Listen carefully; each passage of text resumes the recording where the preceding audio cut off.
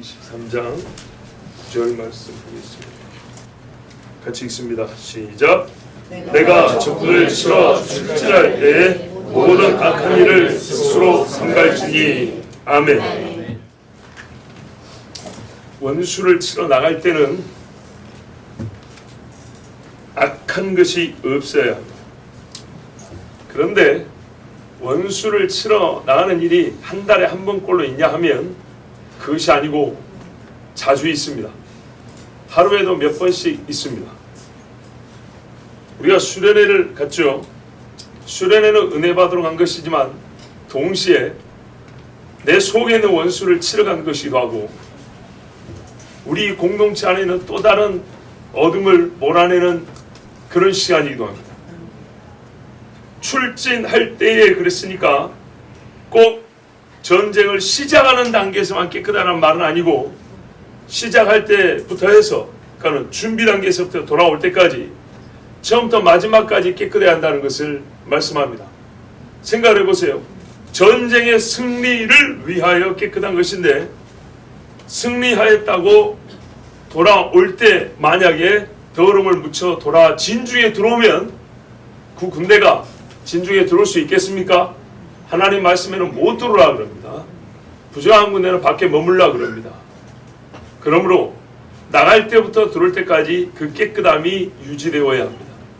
그리고 이 유지되는 깨끗함을 통하여 하나님은 전쟁의 승리를 약속하십니다. 더러움과 부정을 가지고 승리한 군대가 없습니다. 항상 깨끗할 때 하나님은 그들을 승리케 해주셨습니다. 여호와의 군대이기 때문에 이건 너무나 당연하지 않습니까? 하나님의 깃발을 가지고 하나님의 법궤를 들고 나가는데 더러움을 갖고 이길 수 있을까요? 사울이 블레셋과 싸우는데 어쨌죠? 법궤를 가져왔어요. 그렇죠? 사울이 아니죠. 엘리 제사장 때 이스라엘이 법궤를 갖고 왔어요. 제사장이 매였습니다. 여러분, 법궤와 제사장의 결합이었어도 2단 합체를 해도 됐습니까? 안 됐습니까? 안 되죠. 법궤를 뺏겨버립니다. 그러나 거룩한 다윗의 군대는 가는 데마다 연전연승입니다. 여호와의 말씀을 따르기 때문입니다. 자, 기본적으로 원수를 칠할 때 악한 일을 하지 마라 그랬어요. 악한 일 뭐가 있을까요? 도둑질, 살인, 미워하는 마음, 이런 거 다 문제가 있죠. 그죠? 이런 것도 조심해야 합니다. 하나님께서 이렇게 말씀한 적 있어요. 여인을 가까이 하지 말라 한 말씀이 있어요. 출애굽기 19장 15절을 보면 모세와 백성이 이르되 준비하여 셋째 날을 기다리고 여인을 가까이 하지 말라 하니라. 이거는 죄는 아니지만 악은 아니지만 하나님 앞에 설 때 어느 정도로 정결함을 유지해야 되는지를 말씀해 주는 겁니다. 그렇다면 이게 영의 전쟁이 분명하다 싶을 때는 어떻게 해야 되죠? 하나님을 만나러 가는 시내산 앞에 가는 그때처럼 역시 이 정도로까지 정결해야 된다는 얘기입니다. 다윗이 사울에게서 도망할 때 먹을 게 없었어요. 그래가지고 이 노베에 있는 제사장에게 갔는데 진설병 있죠. 일주일에 한 번씩 교체하는 떡 하나가 이만해요. 이거 12개 우리에게 주십시오 했어요. 그랬더니 제사장이 원래는 이게 제사장만 먹는 거예요. 율법에 따르면 제사장만 먹는 건데 이걸 먹으라고 줬어요. 자, 이것에 대하여 당시에 아무도 트집잡는 자가 없었어요. 자, 이 문제를 가지고 예수님이 나중에 이 다윗이 아비아달 제사장 때 하면서 이렇게 말씀한 게 나옵니다. 하여튼 이 떡을 주는데 조건이 하나 있었어요. 너희가 여인을 가까이 하지 아니하였으면 이 떡을 먹을 수 있다. 이렇게 했어요. 자, 도망치는 사람들이 부인을 데리고 나왔을까요? 아니죠. 힘든 이야기죠. 예. 혹 그런다 할지라도 여인을 가까이 하지 않아야 먹을 수 있다 이랬어요.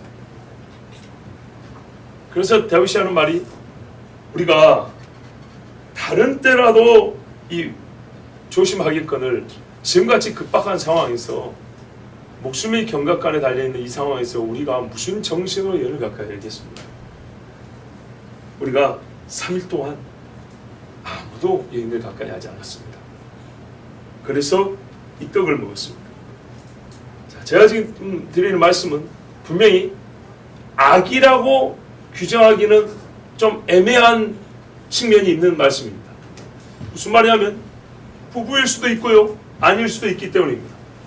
그렇죠? 성경에는 월경 기간에만 피하라 이렇게 돼 있어요, 부부 사이에.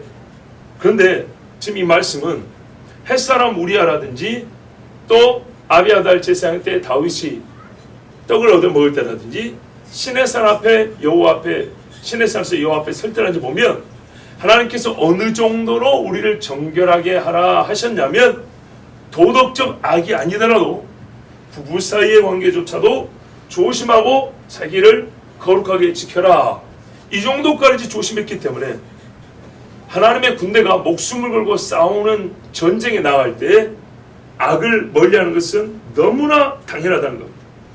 왜 이런 명령을 내리죠? 여호와의 군대이기 때문입니다. 이스라엘이 보세요, 하나님의 군대라고 이름을 받았습니다. 그리고 하나님께서 자기 이름을 이스라엘에게 주셨기 때문입니다. 이스라엘이 무엇을 하든지 간에 하나님의 이름이 모독을 당하는 일이 없어야 되기 때문입니다. 기본적으로 하나님은요, 이스라엘 진영을 군영으로 보고 계심을 우리가 알아야 합니다. 군영, 군대의 집합으로 보고 있다는 겁니다. 군대가 주둔하는 것으로 보고 있다는 말씀입니다. 이걸 언제부터 주어진 이름이냐면 이스라엘이 출애굽할 때 주신 이름입니다. 여호와의 군대. 자, 출애굽기 12장 41절하고 51절을 보면 430년의 끝, 즉 그날이 되었을 때 여호와의 모든 군대가 이집트 땅에서 나왔더라 그랬어요. 바로 그날 주께서, 그러니까 여호와께서 이스라엘 자손들을 그들의 군대대로 이집트 땅에서 데리고 나오셨다 그랬어요. 아무렇게나 나온 것이 아니라 오와 열을 맞춰가지고 무리를 이렇게 형성해서 나오게 하셨는데 그걸 그냥 사람들이 떼지어 나왔다, 지파별로 모여서 나왔다 이렇게 말하지 않고 군대가 나왔다. 군대가 자기 부대가 이렇게 부대별로 집합해서 이동하듯이 그렇게 나왔다. 하나님이 말씀하고 그때부터 여호와의 군대라고 부릅니다. 그렇기 때문에 오늘 이 말씀도 그때로부터 이스라엘 항상 그냥 이스라엘이 아니라 하나님의 군대로서 이스라엘이라 불렸구나. 그러면 우리가 군대에 대한 이해도 좀 있어야겠죠. 오늘 하나님의 은혜가 얼마나 참 크고 이 섭리가 놀라운지. 첫 휴가를 군인이 나왔는데 이게 딱 맞았잖아요. 일부러 계획한 거 아니에요. 정말로. 자, 군대는요, 군인이 함께 먹고 함께 싸웁니다. 같이 삽니다. 전쟁을 안 할 때도 항상 같이 삽니다. 전쟁할 때만 모이는 건 예비군이고, 전쟁을 준비하면서 어느 때나 있을 싸움에도 준비되어 있는 군인들은 항상 같이 먹고 자고 생활합니다. 동일한 목표 의식을 향하는 교육을 항상 받습니다. 하나의 목표를 향한 조직으로서 존재하고, 그리고 생존과 굉장히 목표지향적입니다. 일단은 살아야 되고요, 고지를 점유해야 됩니다. 미션을 완수해야 됩니다. 이게 군대입니다. 그러기 위해서 필요한 게 뭐라고요? 같이 살아야 된다. 아주 중요한 겁니다. 따로 살면서 동일한 목표의식을 갖는다, 동일한 사고방식, 한 비전, 정말 어려운 이야기입니다. 여러분, 비전이 말이죠, 그냥 생기는 게 아니에요. 예. 저 멀리 살면서 책 한 권 같이 읽었다고 생기는 게 아니에요. 비전은 정말, 비전은 생활 가운데 맺어지고요, 생활 속에서 이루어가기 때문에 같이 살아야 합니다. 군대가 훈련이라는 게 그래서 중요한 겁니다. 같이 산다는 건 먹기만 한다는 게 아니죠. 목표 지향적이기 때문에 그 목표를 위해서 항상 준비를 합니다. 군인 같은 훈련이죠. 정신교육, 육체훈련, 군사교육 항상 같이 합니다. 이게 계속됩니다. 그러지 않으면 군복만 입었을 뿐이지 군인이 아닙니다. 신앙적 용어로 말할까요? 경건의 모양만 있지 경건의 능력이 없습니다. 따라서 함께 자기 위해서는요, 각자의 본성을 제어해야 되고 개성을 절제해야 될 필요가 있습니다. 그래서 규율이 엄합니다. 규칙성이 강합니다. 부분적인 이탈은 전체의 붕괴를 초래할 수 있기 때문에 탈영병 한 사람은 아주 엄히 벌합니다. 진짜 이 잡듯이 잡습니다. 이런 식의 생활은 구성원 간에 매우 강한 친밀감과 신뢰성이 기반된 공동체여야 하기 때문에 이렇게 하는 것입니다. 그러지 않으면 어떻게 해요? 총구를 나한테 돌린다고요. 따라서 오늘 말씀은 이러한 군 조직의 특성을 그대로 반영하고 있고, 이러한 군대 조직의 질서와 법을 따를 때야 이스라엘도 자기 자신을 군대로서 보존할 수 있다는 말씀입니다. 하나님이 이스라엘을 뭐라고 불렀다고요? 군대라고 불렀다고요. 그냥 여러분, 우리가 하나님의 말씀은 효율적이지 않은 게 없어요. 의미가 없는 게 없어요. 그냥 우리에게 잠깐의 스쳐 지나가는 바람처럼 아하 이러고 준 게 아니에요. 하나님이 군대라고 하면 그냥 군대예요. 군대. 그렇게 이해하면 돼요. 그렇게 받아들이는 거예요. 어린아이처럼. 그러고 보면 말씀이 열리는데 뭐 군대, 우리는 항상 군대지, 이런 구호 정도로 생각하면 하나님 말씀에 아무 의미가 없어요. 아무 의미도 없어요. 하나님의 말씀이 군대라고 그랬으면 진짜로 군대로 본 그대로 이 말씀을 이해하는 거예요. 그럼 군대는 어떠냐? 사령관의 명령이 살고 명령이 죽는 겁니다. 군대는 어쩌냐? 개별 행동이 없습니다. 군대는요, 자기 본성과 자기의 뜻, 개인적인 꿈과 야망 다 접어야 합니다. 왜냐? 나 한 사람의 그런 행동과 생각 때문에 다 죽을 수 있습니다. 전체가 몰살당하면 혼자의 생존이 가능할까요? 혼자 생존한들 무슨 의미가 있습니까? 보세요. 나라가 망하는데 개인이 똑똑하면 무슨 소용이 있냐고요. 학교가 문을 닫았는데 내가 꽈이 뛰면 무슨 소용이 있냔 말이에요. 이해가 되시죠? 예. 그래서 하나님이 이스라엘 사람 중에 한 사람을 너는 위대한 장수다 이러고 끝난 게 아니라 전체를 두고 군대라 말씀했습니다.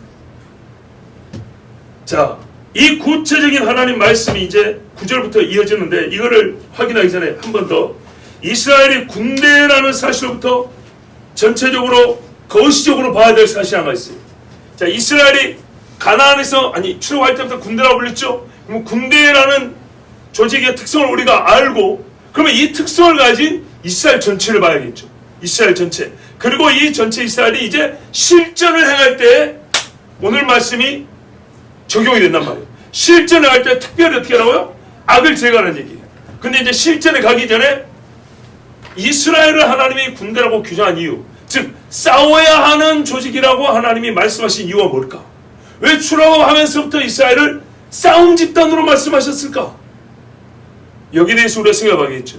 이런 특성을 가진 집단이, 군대의 특성을 가진 집단이 되게 한 이유. 자, 여러분, 이 출애굽으로부터 이스라엘은 전체로서 하나님의 군대가 되었습니다. 그래서 이 사람들의 이동은요, 군대의 행군과 같습니다. 이것은 군대가 왜 행군하죠? 전쟁을 위하여 행군합니다. 전쟁을 위하여. 전쟁과 싸움을 위한 이동으로서 출애굽의 성격을 이해한다는 말씀입니다. 이스라엘 사람들에게 안식을 주는 것이지만 출애굽에는 여러 가지 성격이 있어요. 그 중에 하나는 뭐냐? 애굽에서 가나안까지 가는 길과 애굽에 들어가는 사는 과정에 뭐가 있다는 얘기예요? 전쟁이 있다는 얘기입니다. 그리고 이 전쟁을 위하여 하나님이 이스라엘을 군대로 부르셨고 군대로 준비하고 군대로 양성해야 한다는 말씀입니다. 그렇다고 해서 이 군대라고 해서 항상 하나님이 이 세상 군대처럼 소위 군사훈련을 시킨 건 아닙니다. 하나님과 함께하는 임마누엘 훈련을 시켰습니다. 그랬더니 육의 싸움은 넉넉히 이겨다 남았습니다. 왜냐하면 본질적으로 하나님이 이스라엘에게 칼로 승리하는 것보다 여호와의 이름으로 승리하는 걸 배우게 하려고 한 것이기 때문입니다. 광야에서도 사람이 농사지어서 씨 뿌려서 때가 되어서 수확을 거둬서 먹고 사는 게 아니라 하나님의 말씀을 듣고 순종할 때 하늘에서 내리는 만나를 먹고 산 것처럼 여호와의 말씀을 따름으로 말미암아 어떻게 해요? 칼의 수는 부족하고 기술은 부족해도 능히 이기는 전쟁이 되게 하시려고 하나님 그렇게 하셨기 때문에 비록 칼은 들었을지라도 결국 칼로 이긴 것이 아니라 여호와의 말씀으로 이기는 전쟁이기 때문에 군사훈련을 따로 시키지는 않았어요. 그러나 분명히 이스라엘을 어떻게 보냈다고요? 군대로서 이 일을 행하게, 즉 군대로서 행군하여 싸움을 위한 조직으로 하나님이 부르셨다는 것, 이거를 기억하셔야 됩니다. 자, 이스라엘은요, 출애굽의 이유 중에 하나가 싸우기 위해서입니다. 가나안에 들어가는 이유 중에 하나가 뭐라고요? 전쟁하여 이기기 위해서입니다. 가나안을 정복하기 위한 군대입니다. 군대. 여러 민족을 그냥 있는 대로 말해요. 말살입니다. 하나님이 진멸하라 그랬으니까. 말살하고 내 나라를 세우기 위한 전투 부대임을 현실적으로 저는 부정하지 않습니다. 입이 말라가죠. 사람들이 글쎄요, 야, 이스라엘은 영적 공동체 아니야? 영적 공동체죠. 그런데 여러분 항상 말해요. 영과 육이 분리되잖아요. 이 영이 따로 삽니까? 육을 갖고 살아요. 그럼 어떻게 해요? 거룩한 영이 거룩한 때에 살아면 거룩한 몸이 있어야 되겠죠. 거룩한 몸과 거룩한 몸이 뭐였는데 거룩하지 않은 몸과 함께 쓸 수 없기 때문에, 그리고 이 거룩하지 않은 몸들이 하나님 앞에 지독한 죄를 져서 심판받을 때가 됐기 때문에 하나님께서 그 육체를 멸하신데 이 육체를 썼다 그 말입니다. 그래서 이스라엘이 실제로 전투하고 싸우는 의미로, 아니 싸우는 부대로서 하나님이 출애굽을 시켰다는 거 절대로 부정하지 않습니다. 인정해야 됩니다. 사람들이 이스라엘 출애굽을 지나치게 부정적으로 볼 수 있죠. 하나님 전쟁의 신인가? 와, 하나님 무시무시하다 이럴지라도 이해했습니다. 그래, 하나님 무섭다. 나는 그냥 있는 대로 말합니다. 피해가지 마세요. 예? 하나님 지옥을 만드시는 하나님이야? 있는 대로 그대로 하는 거예요. 그렇다. 하나님은 지옥을 만드시는 하나님이다. 이래야지 여러분 우리 신앙도 지켜지고 그들에게 할 말이 있는 것이지, 하나님이 착한 분이라는 것을 말하려고 해서 비비 꼬고 돌리지 마세요. 그럼 오히려 할 말이 없고 여러분은 하나님을 변호하는 것이 아니라 없는 신을 만드는 꼴이 되어버립니다. 하나님은요, 실질적으로 이스라엘을 전투부대가 되게 해주셨어요. 그런데 이면적 의미를 알아야 되는데요, 여러분 아무리 정복전쟁을 하는 나라라 할지라도, 옛날에 아수르나 바벨론이나 몽골이나 중국이나 한다 할지라도 전 국민을 다 군대라 부르지는 않습니다. 그렇죠? 전 국민을 군대라 안 해요. 바로 이게 시차입니다. 그렇다면 이스라엘을 하나님이 전체로서 군대라 부르신 것은 세상을 향한 하나님의 전쟁을 수행하는 민족이라는 뜻으로 받아들여야 합니다. 자, 아시겠죠? 자, 이스라엘을 출애굽함으로써 하나님이 심판받아야 마땅할 사람들을 전쟁하여 죽이고 심판하고 하나님이 진격해 나가게 하신다는 거예요. 그런데 이스라엘 중에 뽑힌 자가 전투를 실제로 수행하긴 하지만 하나님께서 이스라엘 전체를 전투부대인 군대라고 그랬다고, 민족 전체를 군대라고 그랬다고요. 실제로 이제 군대 다녀오신 분들 알지만은 전투부대원이 500명이면 전투부대를 지원하는 부대원도 그만큼 됩니다. 작전도 따야 되고 밥도 해야 되고 수송도 해야 되고 의무도 해야 되고 훈련병도 시켜야 되고, 아시겠습니까? 예, 60만 명이 우리나라 육군 60만 명이면 그 중에 실제로 총 들고 돌격 앞을 하는 자가 한 30-40만 명 되고 3분의 1 이상이 뒤에서 지원하는 군인들이에요. 지원하는 군인들이 없으면 현지에서 절대 못 싸웁니다. 지금 러시아하고 이라크 전쟁도 보세요. 군수 지원이 얼마나 중요한 거 봐보세요. 바로 그래요. 전쟁하는 군인들이 나갈 때 이스라엘 백성이 진에 남아있는 백성들이 놀고 있냐? 아니요. 이 사람도 싸웁니다. 여러분 아말렉과 싸울 때 어떻게 했습니까? 모세가 손을 드니까 이기고 손을 내리니까 졌죠. 손이 직접 아말렉을 쳤습니까? 아니요. 여호수아 군대 칼이 친 겁니다. 그런데요, 손이 내려오니까 그 칼의 힘이 떨어진 거, 우리가 죽은 거예요. 손이 올라가니까 이 칼든 자들의 힘이 생기고요, 기술이 좋아지고요, 용맹함이 생겨서 아말렉을 쳤어요. 맞지요? 예, 그런 거예요. 그래서 이스라엘 전체가 하나님의 군대라는 것은, 아니 전쟁할 때는 맨날 장정만 20명, 20세 이상을 몇 명 뽑아가던데, 각 지파마다 몇 명씩 뽑아가는데 왜 이스라엘 전체를, 이거는 뭘 알지 못하는 거예요.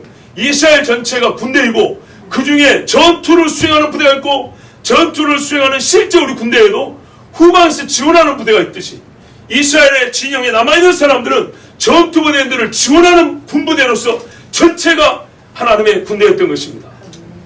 자, 즉 이스라엘은요, 칼을 들건 기도를 하건 말씀을 선포하건 제사를 드리건 절기를 지키건 세상을 향한 하나님의 전쟁을 수행하는 민족입니다. 이런 식의 표현이 신학책들에 들어있어요. 여호와의 군대, 세상을. 나는 그런 어떻게 미안합니다. 굳어있는 말로 말하는 게 아니라 나는 실제를 얘기하는 거예요. 정말로. 실제 이들의 살았던 것을 봐보죠. 하나님은요, 친히 자기 손으로 직접 아모리 족속의 죄악을 벌할 수 있습니다. 하늘에서 불대로 죽일 수 있어요. 미디안, 아말렉, 시온과 옥을 하나님이 직접 벼락을 때려서 죽일 수 있어요. 그런데요, 이스라엘을 쓰기로 작정했어요. 전도도 마찬가지죠. 꿈마다 하나님이 10억 명씩 나타날 수 있어요. 그러죠? 하나님 능력을 못 믿으세요? 가능하죠? 전 세계 온 민족에게 한꺼번에 꿈에 나타났고 너 예수 안 믿으면 죽어갈 수 있다고요. 근데 그렇게 안 해요. 한 선교사를 10년을 교육시키고 10개 교회를 묶어서 기도하게 만들고 20개 가정이 후원하게 해서 함께 기도 후원자가 300명이 뒤에 따라 붙고 한 가정이 파송이 됩니다. 그런 식으로 일을 하신다고요. 그랬을 때 어떻게 해요? 동역하는 기쁨이 있고 하나님께서 우리가 또 참 우리 손으로 하나님 직접 하셔야 되는 우리가 하나님께 상급을 받을 수 있는 은혜도 주시고 얼마나 감사합니까? 하나님이 이스라엘 쓰기로 했어요. 세상 말로 자기 손에 피를 안 묻힌다 그런 의미가 아니에요. 이스라엘로 여호와의 거룩한 전쟁에 동참하는 영광을 주신 거예요. 하나님이요 찬송이 부정합니까? 천사들 보고 부르하면 됩니다. 그런데 우리 같은 죄인들의 입술을 깨끗하게 닦으사 숯불로 지진 다음에 우리 입술을 하나님을 찬양케 하셨어요. 찬송이 부족했어요? 영광이 부족했어요? 그렇지 않습니다. 우리가 하나님의 영광을 찬송하는 사람이 되는 은혜를 주신 것입니다. 이스라엘이 하나님의 전쟁을 수행하면서 보게 된 건 뭐냐? 이 땅의 죄악의 실상. 그냥 하나님이 처리한다 가면은 편하다고 들어갔겠지만 얼마나 죄가 컸길래 하나님이 치라고 하셨는지를 알지 못했을 겁니다. 이스라엘 스스로 거룩을 추구하며 부정한 것을 미워하기까지 이르는 여호와의 인도하심을 경험하지 못했을 겁니다. 보세요. 부정한 것을 제거하고 악인을 심판하면서 자기 자신을 돌아보지 않겠습니까? 그래서 이스라엘 백성이 전쟁할 때마다 점점 나아집니다. 점점 나아져. 이스라엘 백성이 가나안에 들어가기 전에 민수기 31장에 보면 모압과 미디안을 치러 간단 말이죠. 그때 우리 들으신 대로 한 명도 안 죽었어요. 그랬더니 자기들이 전쟁터에서 가져온 은근 폐물들을 전부 다 하나님께 바쳤어요. 전쟁에 승리하는 것도요 마치 여호수아가 나중에 가나안에 싸운 것 같아요. 한 명도 죽지 아니하고 그리고 얻은 것은 다 하나님께 바치고 진짜 여호와의 군대답지 않습니까? 이렇게 바뀌는 겁니다. 이를 통해서 이스라엘이 참 하나님의 백성임이 만천하에 드러납니다. 싸울 때마다 여호와의 이름으로 싸우고요. 여호와의 이름으로 승리하고요. 여호와의 군대답게 정결함 위주되어 있는 군대. 하나님이 높여지지 않겠습니까? 여러분 전쟁할 때 군인들이 얼마나 야비해지고 잔인해지고 더러워진지 아세요? 전쟁인데 뭐 사람 그냥 찔러 죽여버립니다. 전쟁인데 뭐 남의 집 와서 약탈한 거나 남의 여자들 강간하고 겁탈하는 일은 예산 일입니다. 제 말이 틀렸습니까? 아니죠. 전쟁이 없다는 게 얼마나 우리에게 감사한지 모릅니다. 전쟁 시에 군인들은요 진짜 무법자가 될 수 있습니다. 모든 군인이 그런다고 하지만 어떤 군인도 그럴 수 있습니다. 예? 너무 사람을 믿지 마세요. 어떤 군인도 정말 대기업 임원으로서 이렇게 다니는 사람도 예비군복 임원으로 아무데나 오줌 싸듯이 군복 입고 총 쥐어지고 사람 피만 보면 눈이 돌아갑니다. 별짓을 다 합니다. 그런데 출전할 때부터 이 똑바른 정신 상태를 지키고 우리가 하나님 앞에 서 있다라는 의식을 가지고 돌아오는 군대, 그 사람들이 전시에 어떤 죄를 지을 수 있을까요? 짓지 않습니다. 하나님 뭐라고 여리고 칠 때 탐나는 거 있다라도 절대 손대지 마라 그랬어요. 아무도 손 안 댔죠? 딱 한 사람 아간. 여러분 이게 비유를 봐보세요. 얼마나 대단한 사건인가. 전체 군인들 중에 몇십만이 치고 들어갔는데도 불구하고 아간 한 사람만 욕심을 냈어요. 그 이후 전쟁에는 이것이 본이 되어가지고 어떤 군인도 아간 같은 짓을 안 했어요. 가나안의 31개 왕을 치면서도 욕심내고 자기 생각대로 자기 뜻대로 물건 하나 가져간 사람이 없어요. 이런 군대 봤습니까? 못 봤죠. 그래서 여호와의 군대라고 부릅니다. 만약 하나님이 말씀하지 않았으면요 오만 것을 다 취했겠죠. 그래요. 사사시대의 군대하고는 또 다릅니다. 사사시대 때 군대는 용맹하여 싸워 이겼고 하나님이 기적적인 승리를 맛보기로 했지만 전쟁이 끝난 다음에 후속 행위를 보면 경건한 군대가 아닌 경우가 많습니다. 그러나 여호수아와 함께하고 율법을 따라 하나님의 말씀을 따라 싸웠던 군대는요, 정말 정결해서 하나님의 이름을 드높이는 군대였어요. 이 전쟁을 통해서 이스라엘이 어떤 법을 따르는 민족인지, 누구의 다스림을 받는 민족인지 다 알게 됩니다. 즉 이스라엘이 치는 전쟁을 통해서 온 세상이 하나님이 이스라엘을 쓰사 우리와 싸우고 계시다는 것을 깨닫게 됩니다. 가나안이라는 좁은 지역이지만 이거는 사람의 몸이 작기 때문에 멀리 못 가서 그렇지, 의미적으로는 온 세상이 죄 있는 곳에 하나님이 죄인들을 대적하신다는 것을, 가장 죄악이 관여한 곳을 가장 거룩한 군대를 보내서 말살시킴으로 말미암아 온 세상을 향하여 하나님이 어떤 뜻을 품고 계시는지를 보여주신 것. 그걸 확증하면 온 세상의 죄를 제거할 때는 하나님께서 누구를 보내는지, 한 사람이 됐던 10,000,000명이 됐던 여호와의 군대를 보내는데, 여호와의 군대는 곧 거룩한 자들이라는 것을 우리에게 보여줍니다. 사무엘이 전 이스라엘을 휘젓고 다녔습니다. 엘리야가 바알과 아세라 선지자 싸웠습니다. 다니엘이 포로로 끌려왔지만 바벨론의 전 관원들과 맞붙었습니다. 가장 힘 있는 자들과 다 싸웠습니다. 다니엘의 세 친구가 바벨론의 모든 신들과 다 싸웠습니다. 그러나 그들이 이겼습니다. 하나님은 하나님의 백성과 함께 항상 이기고 세상을 정복하게 하시되 자신의 심판의 때에 심판의 도구들을 보내사 그 일을 행하신다는 것을 온 천하의 이스라엘 통하여 알려주셨습니다. 그래서 이스라엘을 군대라고 말합니다. 자, 그러므로 이제 우리는 여호와의 군대로서 임전의 자세, 즉 전투에 임하는 자세와 평시의 준비를 배워야겠습니다. 오늘 말씀은 첫 번째로 임전의 자세입니다. 그리고 10절 이하는 평시에 주둔하고 있을 때 생활 중에 여호와의 군대는 어떻게 살아야 되는가입니다. 초점을 어디에 맞춰있냐? 깨끗함과 거룩함입니다. 여호와의 군대는 평시에 어떻게 깨끗함을 유지해야 되는가? 여호와의 군대는 전쟁이 임할 때 임전의 자세는 어때야 되는가? 이걸 나눠서 말씀하고 있는데 9절은 먼저 전쟁에 임하는 여호와의 군대를 보여주고 있습니다. 자, 이미 들은 대로 전쟁에 임하였을 때는 절대로 악을 행하면 안 됩니다. 10절에 대한 다음 시간에 듣습니다.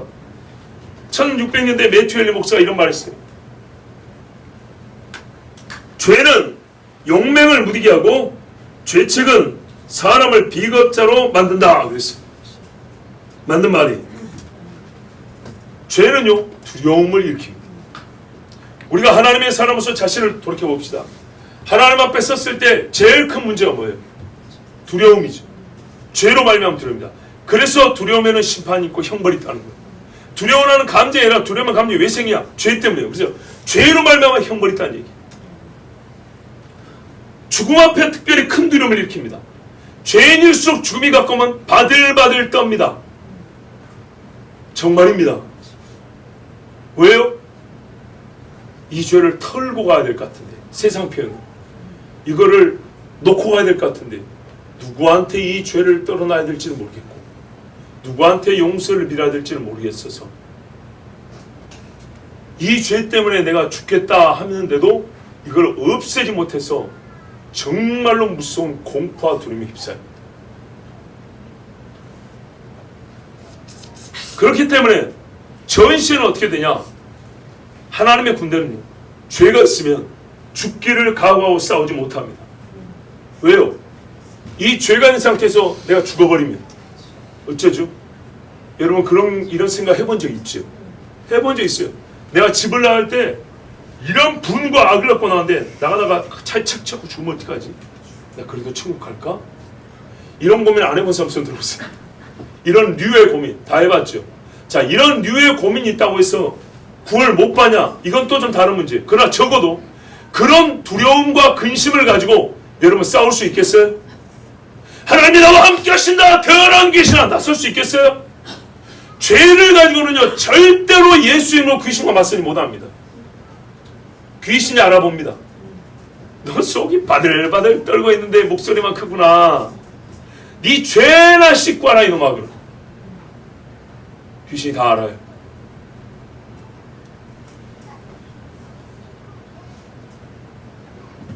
죄가 있는 경우에 군대는 어떻게 되냐? 여호와의 군대가 죄가 있을 때는 피할 궁리를 하지 맞서 싸울 생각을 못합니다. 맞서 싸우다가 당해버리면 나는 죄를 가진 채로 죽거나 죄를 가진 채로 무시상태로 떨어지거나 죄를 가진 채로 버리가 되어서 말을 못하고 회개하지 못하고 죽으면 어떡하나, 이런 두려움이 있어서 싸우지도 못하고 피하기만 하게 되어 있습니다. 우리 실제 생활에서 제 말이 틀리면 노면하시고 맞으면 아멘하세요.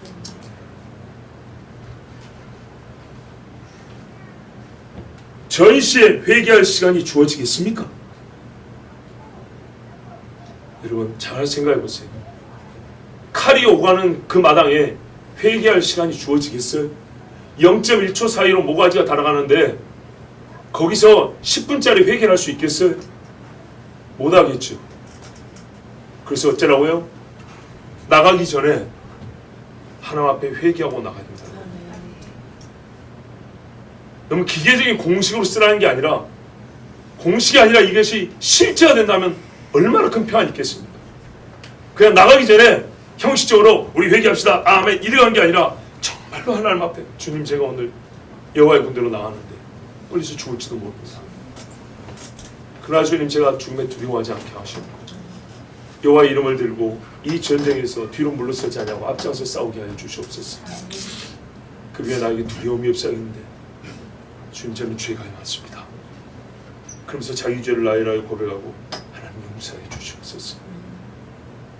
이러고 나가면 그 사람은 적어도 죄를 회개하지 않은 사람보다 훨씬 더 평안하고 하나님 주시는 용맹함을 쌓을 수 있습니다. 저 역시도 이런 경험을 많이 합니다. 실제로 예배를 인도할 때도 그렇고요, 사람을 만날 때도 그렇고요, 혹 사람과 사람이 힘겨루기를 할 때도 내가 하나님 앞에 거리낄 것이 없을 때는 진짜 용기가 나고 힘이 납니다. 자신감이 있습니다. 근데 하나님 앞에 거리끼는 죄와 허물이 있잖아요. 이걸 용서를 못 받았잖아요. 그러면은 내가 100을 써도 50밖에 안 나올 것 같고, 내가 최상의 지혜를 써서 말해도 앞에 사람이 나를 비웃을 것 같고, 내가 모든 것을 최선을 다해도 결과는 부정적으로 나올 것 같은 이 불안에서 떨어지지는 못합니다. 그러므로 여러분, 임전의 자세 중에 맨 중요한 게 뭐냐? 악을 제거하되 이미 있는 악 하나님 앞에 회개하는 것입니다. 양심에 거리끼는 일이 없이 전쟁에 임하여야 합니다. 만일 전쟁에서 이길 경우를 한번 생각해 볼까요? 사람의 마음이 어쩔까요? 교만해지기 쉽습니다. 방심하기 쉽습니다. 그렇지 않습니까? 그래요. 많은 목회자들도 자기가 여러 성도에게 은혜를 끼쳤다 하고 나서 어떻게 해요? 큰 죄를 질 수가 있죠. 자기를 높이는 경우가 많죠. 그래서 차라리 잊어버리는 게 은혜입니다. 하물며 그런데 전쟁에서 이겼을 경우에 모든 것이 자기 발 아래 있단 말이죠. 자기 부대 안에서는 별이 있고 장교가 있고 병사가 있는데도 전쟁에서 내가 이 고지를 점령하였다면 병사를 할지라도 천안을 다 얻은 것 같았어. 으아! 술을 진단 말이죠. 자, 그 다음에요, 어깨가 쫙 올라가죠. 말이 함부로 나옵니다. 고기가 뻣뻣해집니다. 그래서 쉽게 악을 행할 수 있습니다. 하나님 앞에 악을 제거하는 행위를 하지 않은 군대는 전시에도 이렇게 악에 빠질 위험이 큽니다. 평시에 해오던 훈련으로서 자기를 제하는 힘이 있어야 하고, 싸움이 끝나기까지 깨끗한 상태를 유지할 수 있는 힘이 하나님 말씀을 통하여 늘 머릿속에 이게 있고 마음에 새겨져 있어야 승리한 경우에도 자기 자신을 지킬 수 있지. 그렇지 않으면 승리한 군대로서 5만 가지 악을 행할 수 있습니다. 임무를 수행하는 중에 발생하는 탐욕과 음욕, 미움과 분노에 사로잡혀 죄를 짓는다면 자기 자신과 자기 군부대, 민족을 멸망으로 이끌어갈 수 있음도 알아야 합니다. 이것이 바로 아간의 사건입니다. 전쟁 임할 때는 그도 아무 소리 안 하고 하나님 말씀대로 갔어요.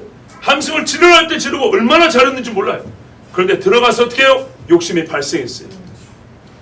그러므로 여러분, 준비할 때부터 회개하고 깨끗하고요, 전쟁을 행할 때도 악을 제거하는데 힘을 써야 합니다. 근데 평시에 이게 훈련이 안 돼 있으면 어려운 이야기입니다. 한 가지 더 할까요? 이스라엘 전체가 군대라고 했으니 아까 말씀드린 대로 전투 부대가 아니라도 다 함께 싸우고 있다는 것을 온 백성이 의식하고 있어야 합니다. 우리도 마찬가지죠. 파송을 받는 선교사 있고 파송하는 교회가 있죠. 파송하는 교회도 보내는 선교사라고 했다면 정말로 선교사적인 마인드를 가지고 영의 전쟁을 수행해 나가야 됩니다. 집에 머무는 백성도 싸움이 끝나기까지 전장에 있는 자와 같이 거룩하고 죄를 짓지 말고 기도하면서 거룩한 승전보가 들리기에 부끄럽지 않은 땅과 집을 지켜야 합니다. 이 백성은 여인도 가까이 하지 않냐고 목숨을 걸고 장가도 못 가고 총각으로 죽은 애들이 몇 명인데 그 애들이 피 흘려서 영원히 깃발 들고 왔는데 쟤들을 보내놓고 여기서는 술잔치 벌이고 있고 돼지머리 잘라갖고 찍어 먹고 있고 왔어 그럴 줄 알았어 당연히 이기지 이러면 되겠습니까? 아니죠. 아니죠. 이 거룩한 군대가 발을 붙일 수 있는 거룩한 땅을 지키고 있어야 합니다. 거룩한 진영을 지키고 있어야 된다고. 아니 군대가 부정하면 일주일간 못 들고 밖에서 야영을 하라 하는데 거꾸로 이 진영에 들어오면 어떻게 하자는 얘기예요 도대체.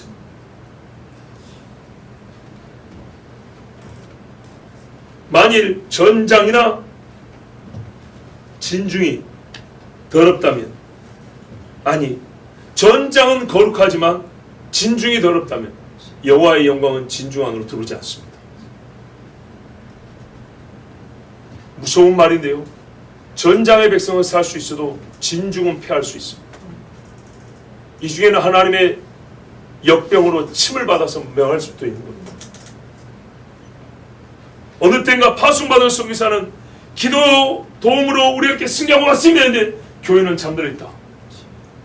몇 년 만에 만났을 때 얼마나 그 마음이 슬프고 괴롭겠습니까?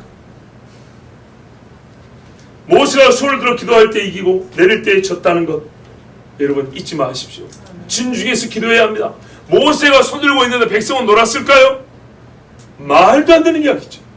자기 자식 보내놓고 잠잘 수 있어요 엄마가? 말이 안 되는 이야기죠. 내 남편 보내놓고 내 아버지 보내놓고 자식 새끼들은 호환 없게 음식 먹으면서 퍼즐을 잘 수 있어요? 잠을 아껴 하면 기도하고 금시하면서 기도해야지. 그게 정상이에요. 여호사밧이요 아람 연합국이 쳐들어왔을 때 어떻게 했습니까? 온 백성과 더불어 장막 문 앞에 서서 기도했다고 그랬어요. 그래서 이겼어요. 전쟁의 때는 온 나라와 민족이 하나님을 찾는 신앙 개혁의 날입니다. 옛날에 위대한 믿음의 조상들 중에 통치자들은 전쟁할 때 정치적인 이해관계는 뭔가 좀 셈법이 있고 해석이 있을 수 있지만 적어도 나라를 지키는 신앙인으로서는 뭐라고 했어요? 국민 여러분 함께 하나님께 기도합시다. 이 한마디가 있는 백성과 없는 백성이 얼마나 큰 차이 있는지 모릅니다. 기도하는 백성이 칼로도 이김을 경험하는 날입니다. 아니요, 칼이 기도로 강해지는 것을 보는 날이 여호와의 전쟁의 날입니다. 사무엘상 7장 3절에 사무엘이 이스라엘 온 족속에게 말하여 이르되 만일 너희가 전심으로 여호와께 돌아오려거든 이방 신들과 아스타롯을 너희 중에서 제거하고 너희 마음을 여호와께로 향하여 그만을 섬기라. 그리하면 너희를 블레셋 사람의 손에서 건져내시리라. 아멘. 하나님 보세요. 블레셋과 싸우려고 하느냐? 하나님의 도움이 필요하냐? 그럼 뭐라고요? 이방 신들 아세로 다 제거해라. 형식적으로만 너희 마음을 여호와께로 향하여 그만을 섬겨라. 그러지 않으면 여호와께서 블레셋에게 너희를 구해주지 아니하시는 것입니다. 여호와의 군대는 오직 하나님 앞에서 정결함을 지켜야 하고 그 정결할 때 하나님이 그 이름을 그 백성 가운데 두사 어떤 대적을 만나더라도 승리하게 해주십니다. 이것은 법입니다. 법.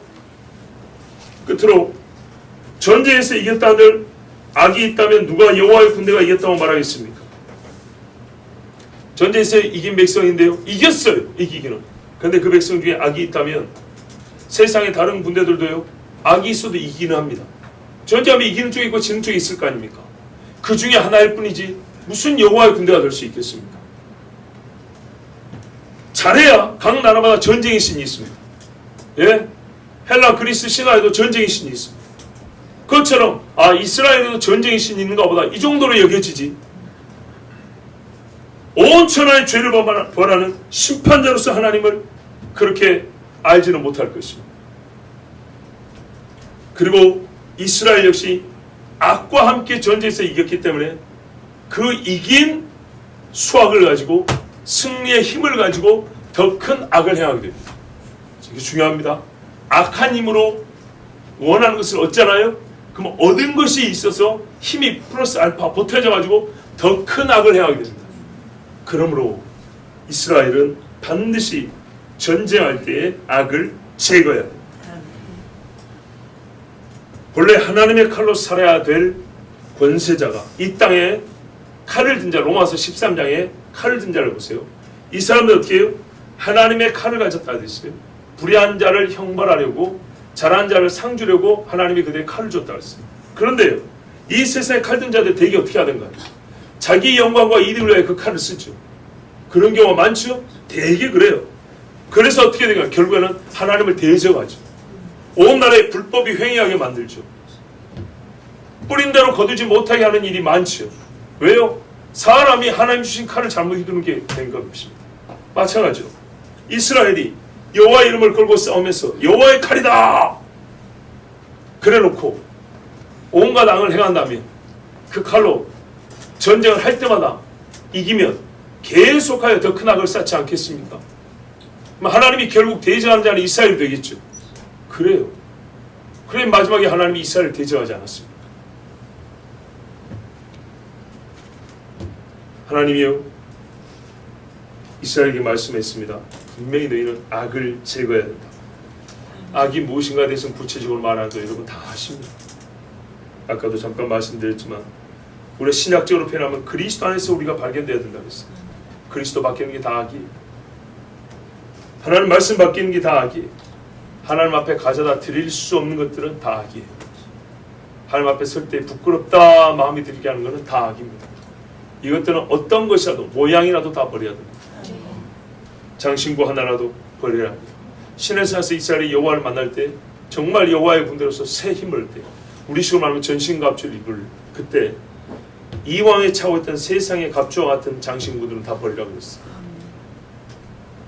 하나님의 군대는 몰려오는 어둠에 맞서는 것이 아니라 어둠을 지배하는 빛입니다. 늘 드린 말씀이지만 빛과 어둠은 50대 50으로 맞서지 않습니다.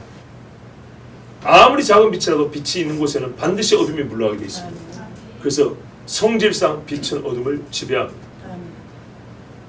빛은 어둠에 속하지 아니하고 어둠과 나눠가지지 아니하고 항상 어둠을 몰아내며 어둠을 지배합니다. 이것이 여호와의 군대입니다. 여호와의 군대가 가는 데마다 빛이 어둠을 지배하는 역사가 나타나야 됩니다. 그런데 스스로 어둠을 가져와서 어둠을 퍼뜨린다면 이것은 여호와의 군대가 아닙니다. 어둠이 섞여 있는 빛이 있다고 억지를 부리지 마세요. 예, 어둠도 섞여 있는 빛도 있는 것이지 이거는 물리적으로도 불가능하고 영적으로도 있을 수 없는 일입니다. 경건의 능력이 있어야 할 군대가 경건의 모양은커녕 경건의 흉내내는 군대가 되지 않기를 바랍니다. 예, 경건의 흉내냐, 경건의 모양이나 뭐 비슷하지만 그래도요. 경건의 흉내냐, 경건의 모양이냐, 경건의 능력은 붙어보면 알아요. 꼭 뭐 귀신 든 사람 아니라도요. 영적인 일에 맞닥뜨려 보면 알아요. 영적인 일 많이 있죠. 하나님의 성령의 도우심 아니면 할 수 없는 일들 있죠. 그 일에 딱 앞에 서보면 알아요. 근데 여러분 바로 그 서는 그 자리에서 우리가 싸워 이기라고 하나님이 이스라엘뿐만 아니라 우리도 군사로 부르었다고 하지 않습니까? 바울이 그러잖아요. 군사로 부르심을 받은 자들은 자기를 이롭게 하는 자가 없다고 그랬어요. 오직 부르신 자를 이롭게 한다고 그랬어요. 우리가 적부침 받은 이스라엘로서 오리지널 이스라엘은 아니지만 하나님의 부르신 이유는 같습니다. 이 세상의 빛의 군대로 나가라 그랬습니다. 우리가 항상 선교할 때도 특별히 뭘 외쳐요? 항상 군대를 말하잖아요. 우리가 군대라고. 그런데 우리 생활에서 평시에 더러움과 악이 가득해 있고 또한 언제 싸움이 일어날지도 모르는데 준비되어 있지 않냐고. 또는 싸움에 그 임전의 때와 조금 여유가 있다 할지라도 그 시간도 어떻게 싸움에 임할지 준비하지 않냐고. 특별히 악을 제거하고 회개하는 일에 시간을 쓰지 않냐고. 온갖 기술적인 생각들 말이죠. 사람의 수완을 생각해가지고 딱 맞닥뜨리면 이길까요, 질까요? 반드시 집니다. 철저하게 깨져버립니다. 역시 우리 신앙생활에서 겪습니다. 내 딴에는 많이 준비해서 열심히 받는데 하나도 들어가지 않고, 내 딴에는 기도한다고 했는데 기도를 받은 사람이 웃어버립니다. 창피해서 얼굴을 들 수 없는 일이 있습니다. 왜 그러죠? 경건의 흉내만 냈기 때문입니다. 기도하는 폼 흉내예요, 흉내. 하나님을 믿고, 하나님 진짜로 도와주세요. 내가 말은 잘 못합니다. 기도는 말로 하는 게 아니지요. 믿음과 진실함입니다. 믿음과 진실함. 어린아이처럼 못하면 하나님 못합니다, 도와주세요. 짧아도 진실하게, 진실하게, 진실하게. 그리고 믿습니다. 대개 영적 싸움이 이 기도와 함께 가는데 말이죠. 하나님 앞에 믿음과 진실함으로 기도하지 아니하고 어떤 영의 싸움에 이길 수 있겠습니까? 절대로 못 이깁니다. 절대로. 내 앞에서 경건의 역사가 나타나는 것을 볼 수가 없습니다. 시간이 아무리 간다면 묵혀놓은 땅은 50년 100년이 가도 풍성한 곡식을 거둘 수가 없습니다. 1년에도 다 없고 씨를 뿌리고 가꾸고 물 주면 곡식을 거둘 수 있습니다. 여호수아의 군대, 다윗의 군대가 여호와 이름의 영광을 돌렸듯이, 여러분 우리도 빛을 휘날리며 어둠을 지배하는 여호와의 군대가 되었겠습니다. 한자 표현에 참 빛날 휘라는 말이 있습니다. 빛날 휘 아시죠? 그래서 이름에 휘자 쓰는 경우에 보면 빛날 휘자를 씁니다. 참 멋진 말입니다. 우리가 이렇게 송치 같은 거 흔들면 말이죠, 여기 이빨이 이렇게 막 흔들흔들 하잖아요. 근데 빛은 사실은 직사광선으로 쫙쫙 뻗어나가잖아요. 근데 빛이 휘날린다. 참 특이한 묘사입니다. 저는 오늘 그 표현을 쓰고 싶습니다. 광선처럼 나가서 역사하는데 빛을 세상에 휘날리는 사람들. 그러니까 이게 바람을 타고 간다는 거죠. 빛이 증거, 전파되는 것을 표현하는 것으로 생각한다면 정말로 우리가 빛처럼 전진하고 빛이 휘날리게 하나님의 영광을 세상에 나타내는 여호와의 군대가 되기를 축복합니다. 아멘. 우리 이 시간 함께 기도하겠습니다.